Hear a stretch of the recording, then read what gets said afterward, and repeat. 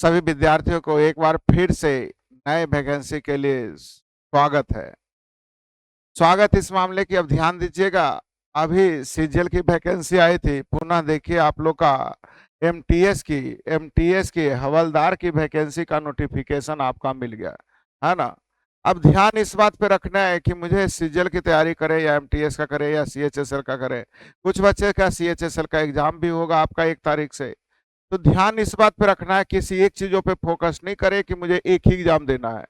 आपको जो तैयारी कर रहे हैं तो आपको सीजीएल का भी देना है, सीएचएसएल का भी देना है, एमटीएस का भी देना है, अगर आपके पास सीपीओ की क्वालिफिकेशन है सीपीओ का भी देना है। उससे क्या होता है कि पढ़ाई एक और रिजल्ट अनेक, है ना। कुछ गलती अगर मैंने एमटीएस में किया तो शायद सीएचएसएल में उसका इंप्रूवमेंट हो जाए, सीएचएसएल में कुछ गलती की है सीजीएल में हो जाए। और एक बार रिजल्ट होने की देर है, जब एक बार होता है तो बाकी में रिजल्ट होना चालू होता है। तो विद्यार्थी जी अब देर ना करें, अपनी पढ़ाई में कोई रुकावट ना करें, आप अपनी ईमानदारी और शिद्दत के साथ लग जाए, एक अच्छी रूटीन के साथ लग जाए, है ना। एक अच्छे रूटीन के साथ लग जाए। मैं आपके लिए एक अच्छी रूटीन भी आपको ला रहा हूं, आप एक बार उससे भी रूबरू हो जाएंगे। तो मैं आप लोगों से कहना चाह रहा था कि आपका जो तैयारी आपको लगता होगा कि सीजीएल के लिए अलग होता है, नहीं, जो आप सीजीएल के लिए तैयारी करेंगे उससे थोड़ी सी लेवल सीएचएसएल का कम होता है।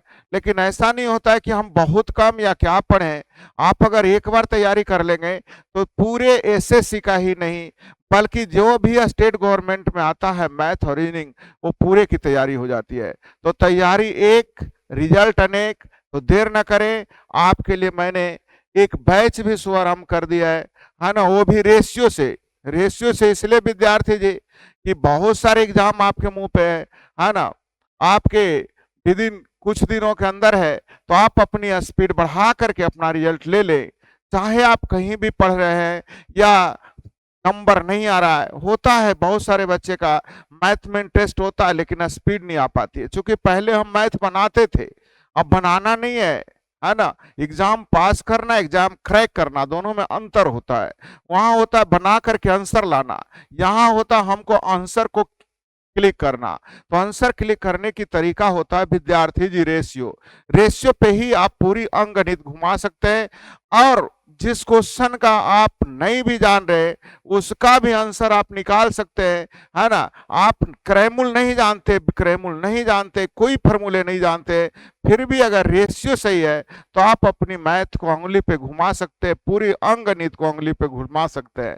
तो विद्यार्थी जी रेशियो तो हो ही जाता है। और आप लोगों के लिए बैकअप क्लास भी मैं देने जा रहा हूं। बैकअप क्लास का मतलब है कि मैं आपको अपनी ऐप के माध्यम से, स्टडी ट्रेंड ऐप के माध्यम से, मैं आपको प्रीवियस चैप्टर का एग्जाम के लेवल से, एग्जाम को देखते हुए कि कम से कम, ध्यान रखना ज्यादा पढ़ने से रिजल्ट नहीं होता, अब है कि कम से कम कितना पढ़ें कि हमारा रिजल्ट हो।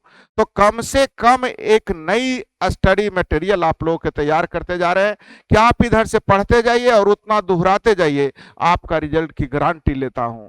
तो विद्यार्थी जी देर ना करें, विश्वास कीजिए, यहां से शॉर्ट और कहीं नहीं, है ना।